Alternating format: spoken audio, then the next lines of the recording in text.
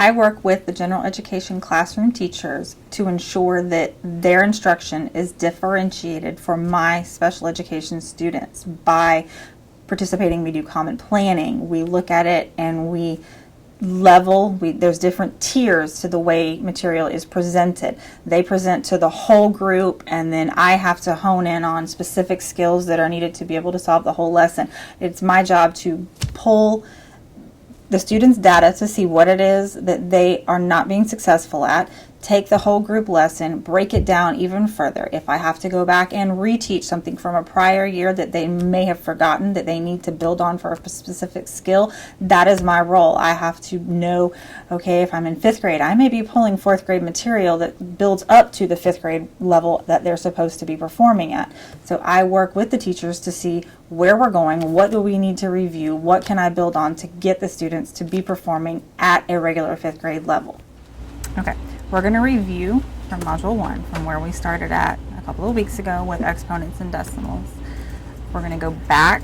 All of you took the exit ticket 3, and after some corrections, we all passed it. We're going to go back today and make sure that everybody understands the difference with the exponents and dividing and multiplying, going back and forth, okay?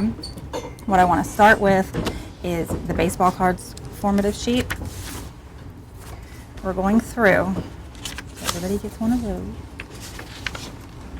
Okay, take it and read it. We're going to read it together. And I want to see how much we understand on our own.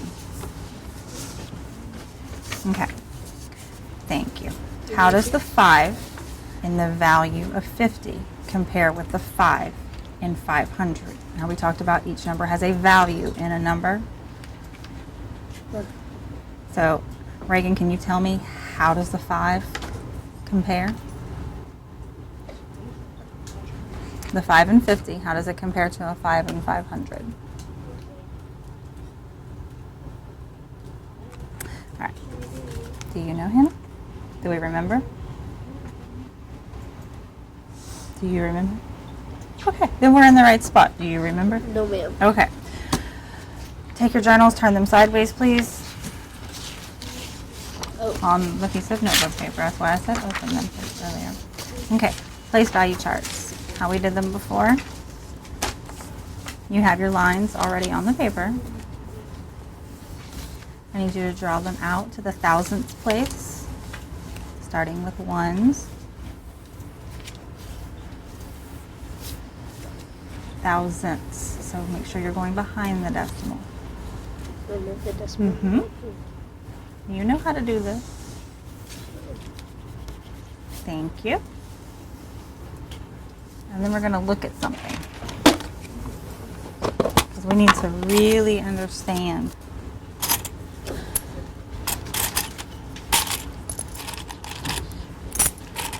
When we start with 1, I have 1. Everybody knows what that is, correct? Uh-huh. What is it? It's a penny. Okay. I can walk around and have a few pennies in my pocket, right? Okay, when I get to 10 pennies, what do I get? 10 cents. And so I normally don't carry 10 pennies anymore, do I? I would carry a dime. What happens when I get to 10 dimes, Anastasia? Do I carry 10 dimes around? No. What do I carry?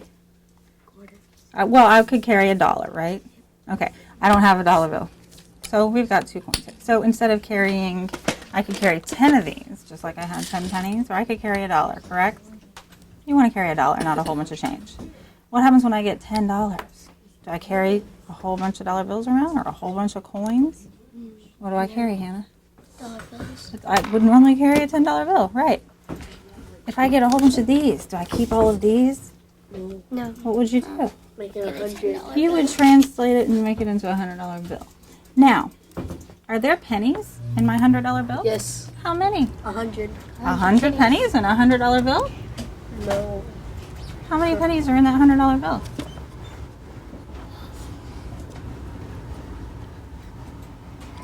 Now, if I had 10, and we changed by 10, we times 10, and we grew by 10, and we grew by the power of 10 one more time. If I'm multiplying and I'm growing by the power of 10 each time, how many, Reagan? 1,000. You're getting closer. 2,000. How many pennies were in $1? 100. 100. Okay.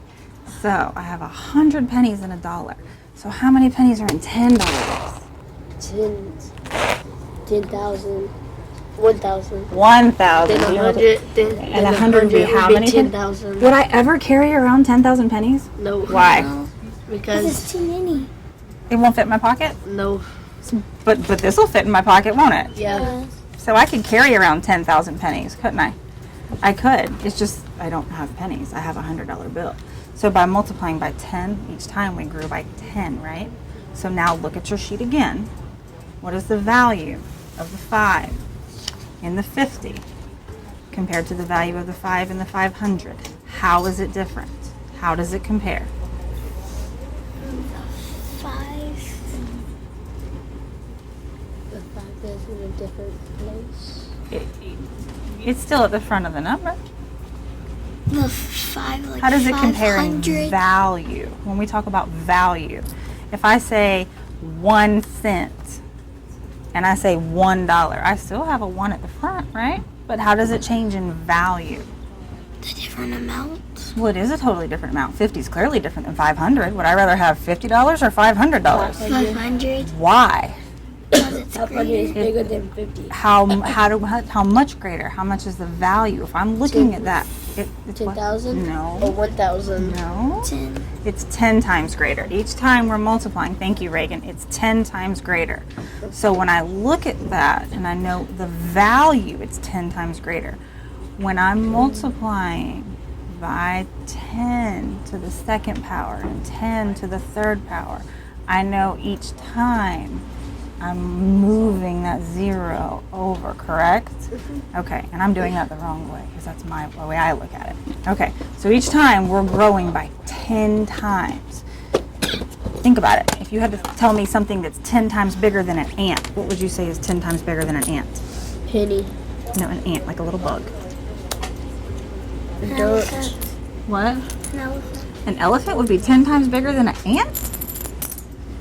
Cat. That's one heck of an ant. I would probably say like a frog. And if I was to say, what's 10 times bigger than a frog, you could say A rock. a big rock. Or like she said, a cat. What would be 10 times bigger than a Mouse. cat?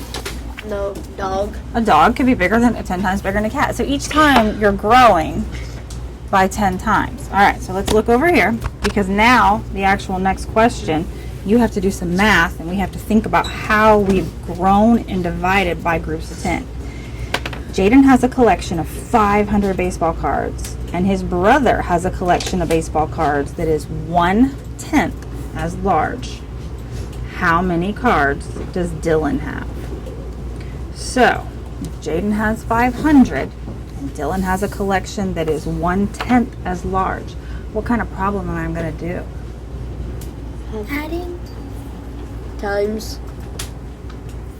What do you think?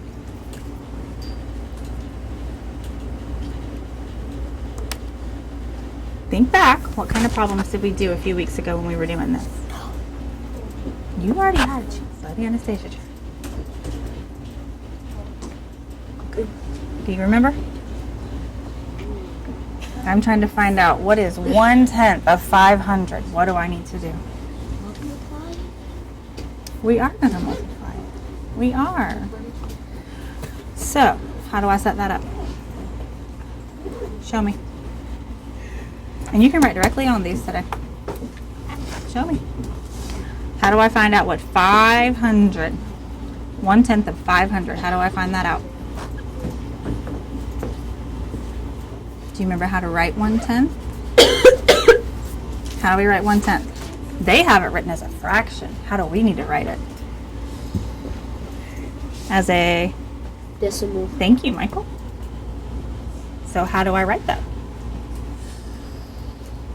Reagan was on the right track. So she's told us we're going to multiply.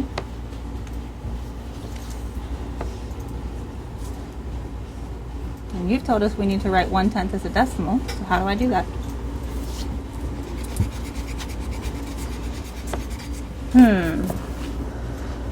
I'm going to think about my place value chart before I start.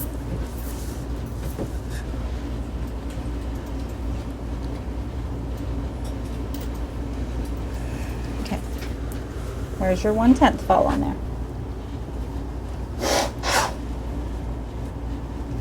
Let me see.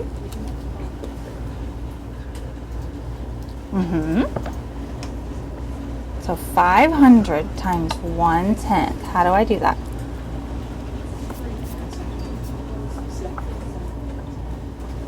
With this black one. My question's going to be: Are we 1 and 1/10, or are we just 1/10? 1/10. We are just It 1/10. would just be 10 because it's 1 cent. So it would just be 1/10. So how do I write that? There you go. What are you missing?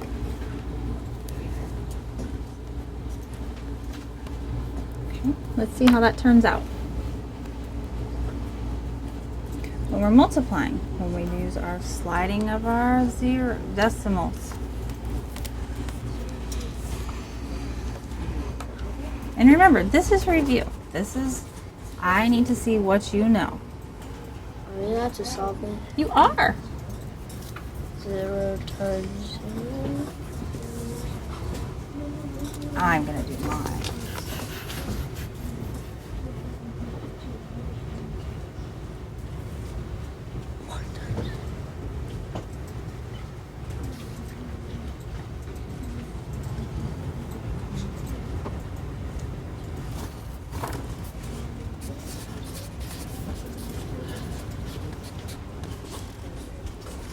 So 5 times 0 will be 0.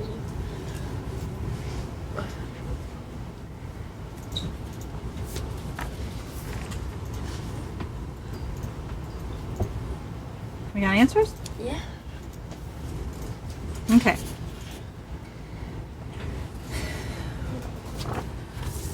When we talk about it, can you see, Michael? Yes. Okay. Remember how we talked about if you don't see the decimal, it's always at the end of the number before? We talked about this several times. If you don't see it, you can put it there. It's always at the end. When we are multiplying, when we write the 1/10, the 10th column is the first column after the decimal. Anastasia had it right on her paper. Hannah had it right. Reagan had it right. And Michael has it right there. When we multiply, we're moving the decimal over one time, right? So I'm not gaining anything by multiplying it by 1/10. I'm trying to figure out 1/10 of 500. So it is 50 because it actually, in this case, I'm moving my decimal this way one time. Remember our little boxes? When we're sliding over? Now, how could I check this? Because Anastasia always has great checking strategies. How could I check that to see if I'm right? This is telling me now that 50 is 1/10 of 500. So how could I check that? What could I do? You see, you got it.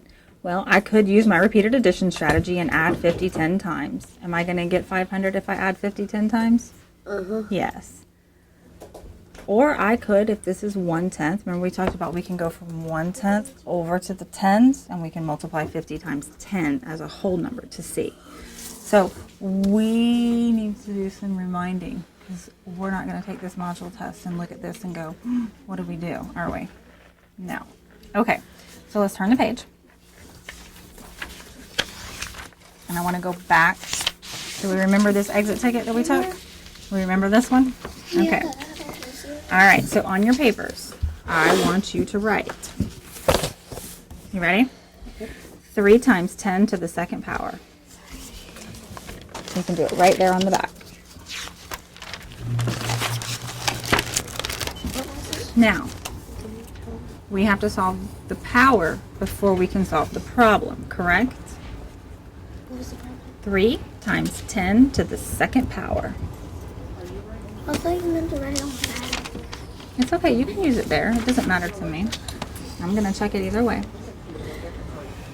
All right, 10 to the second power. Who remembers what 10 to the second power is? 100. 100. Okay, so then I'm actually saying 3 times 100. Hannah, what would the answer be? 300. Thank you. That was easy peasy. Okay, so we all remember that we have to solve the exponent first, right? Okay. All right, get a little harder. 2 and 1600ths. Write that out, and please don't erase. 2 and 1600ths. 2 and 1600ths times 10 to the 4th power. Awesome job writing it. Times 10 to the 4th power. Okay, do we remember what 10 to the 4th power is? 400. No. 1,000? 10 to the 4th power. It's 1,000. Is it? Show me how you arrived at that, please. How do I write 10 to the 4th power? I see some math, mental math going on in Hannah. Hannah, what is it? 1,000. What is it? Just say it louder. Just say it louder. What is it? 10,000. It is. 10 to the 4th power is going to be 10,000. How do I know that? How many zeros does 10,000 have, Hannah? 4. And we talked about 10 to any power, anything that's a base of a 10. You keep the 1, look at the exponent, and count your zeros. That's the easy trick on that one.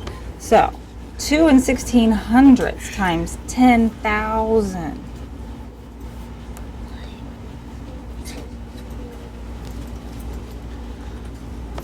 Two and 1600ths times 10,000. How many times is our decimal going to move? 1, 2, 1, 2, 1, 2.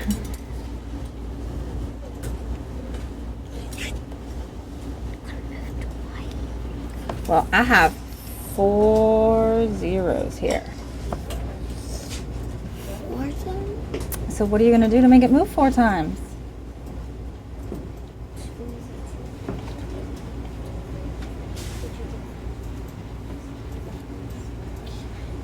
We zinged through this a couple weeks ago. I see a 2. I don't see these 2 digits anywhere in my number. What happened? 0 times anything is 0. But you're not multiplying by the zeros, remember? So,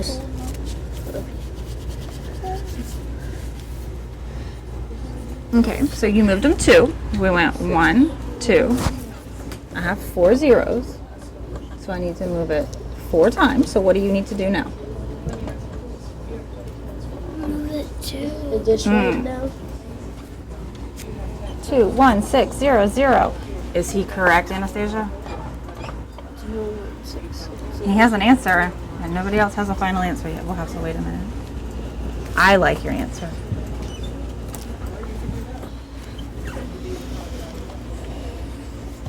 I know this is hard. You zinged through it a couple weeks ago. Okay.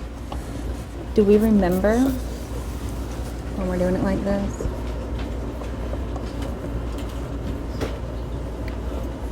And remember we had 4 zeros and we went 1, 2. Uh-oh, how do I move it 2 more? What do I need to do?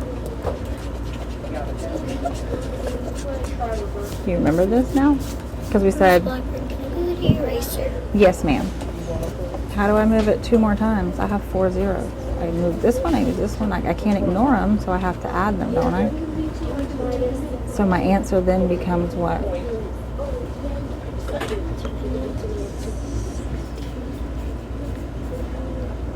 Because ultimately, we talked about this 1 is a very important one, isn't it? Because it's going to be 2 and 1600ths times 1 with 4 zeros on the end of it. And we're just moving our zeros over, right?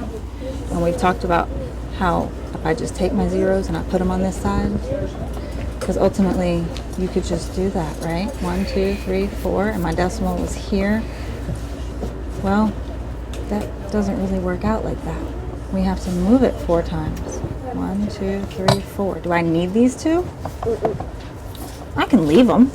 Somebody might try to put them there to trick you, but I don't really need them because this is my whole number right here. They can go away or they can stay. Okay. Do we remember the difference in going and multiplying and dividing? When we divide, we're going to the left. When we multiply, we move to the right on the chart. And if I understand it only goes to thousands, it doesn't go to 10,000s in this case. In this particular case, they want you to understand that when you have to move it 4 times, you're moving it But what's going to happen to your number? Your number, when you're moving the decimal over 4 times, remember technically this 1 is not going to be in the 10th column anymore. Some of the strategies that I use today and throughout are obviously the small group. We use one-on-one. We use charts. We use their erase folders. Some of them have whiteboards and erase folders. We use manipulatives. Today we use money to demonstrate the powers of 10 and how it increased. We have counting cubes. We have the tally charts. We have several different things that help them to visualize, because a lot of times with special needs students, just presenting a number is not necessarily enough for them to actually understand the full concept of that number and what does it really mean. So my 2 is now going to move 4 times. Where is everything else going to go? And what do I do with those empty boxes? I multiplied to 10,000. Okay. So what is my new number, Anastasia?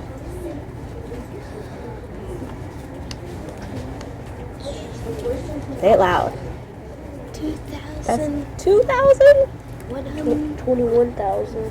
1,600 and How do I say this whole number? 21. Say it louder. 21. 6. So say the whole number. 21,000. 21 what? And 600. thank you. 21,600. Okay. I check for understanding at the end of each lesson, and as we're actually going through the lesson, I'm constantly looking at the students' work. What are they doing? How are they answering me? At one point today, I had a child that verbally gave me the correct answer, but the answer on her paper was not correct. So I know she knew the strategy. I know she knew how to get the answer, but I needed to make sure that she actually was putting the correct answer down on paper. That part is done as we are doing the lesson. They have actually normally already completed exit tickets on the lesson that I'm doing, since I'm doing a reteaching and a small group, and we're doing reinforcement of what it is that they should have already mastered. So it is, I go through and make sure as we're doing it that they're getting it correct. When we're counting, we go from 10 to, thank you, 1,000. Awesome. Okay. You're finished? Okay, 7 and 54, not 45. Fix that real quick for me. 54. It was 7 and 5,400. Awesome. Times 10 to the 3rd. And you moved everything 3 times. So what is your new number, Michael? 7,540. 40. Okay. And you knew that because 10 to the 3rd is 1,000. 1,000. Same as multiplying by 1,000. Okay. Now I want to go the other way. We remember this now? Okay. Let's go the other way. We've done the multiplication. We went one way. If I go division, which way am I going to go, Hannah? The other way. Well, which is the other way? We went left with multiplication. I'm going to go right. So what's happening to my groups when I'm dividing? They're getting Smaller. smaller. My number is going to get smaller because I'm taking a big number, and now I've got my $100 bill, and I'm going to divide it between all 5 of us. So what's going to happen to the $100 bill? Each get 50. No. I'll just tear it up and say, here's your piece, here's your piece. It wouldn't work like that? No. I would have to give her $20 and give her $20 and give each person would have to get their own little amount. We have to actually wrap up. We are going to finish going through, and each one of you will do all 30 of these by the end of the week. So we remember what we're doing now.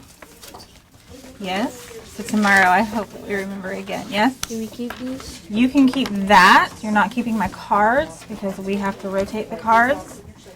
Do we have any questions at all? We're going to keep going back and reviewing because it's going to keep building. We have to make sure that we've got this. Are you going to do different class after this? I am. I want you to sit here and practice for 5 minutes. And this afternoon when I come back for round 2, we're going to go through them. And the word is recently. And you're going to practice for 5 minutes. Okay? I closed the lesson today by asking the students to confirm, yes, they do recall the process. No. If they have problems, did they have any questions? Are we comfortable? Are we able to move on and continue on with our index cards with our questions on it? The questions that we have will build cumulatively over the rest of the week, and on Friday I will take the journals and we will grade the journals and see, did they actually recall the processes and were they successful at answering all 30 questions throughout centers this week.